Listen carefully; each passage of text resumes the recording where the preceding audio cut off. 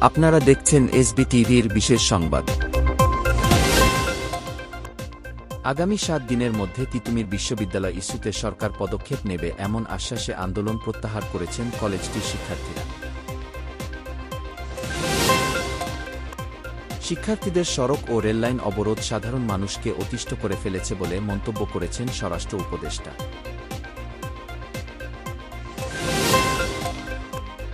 যারা আওয়ামী লীগের লিফলেট বিতরণ করবে তাদেরই গ্রেফতার করা হবে, প্রধান উপদেষ্টার প্রেস সচিব শফিকুল আলম।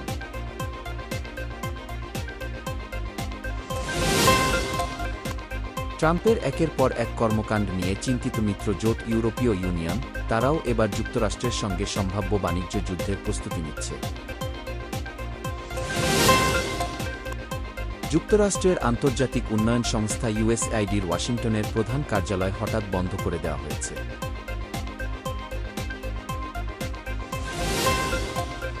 চীনের নিয়ন্ত্রণ ও প্রভাব না কাটালে পানামাকে মার্কিন পদক্ষেপের সম্মুখীন হওয়ার হুঁশিয়ারি মার্কিন পররাষ্ট্রমন্ত্রী মার্কো রুবিও।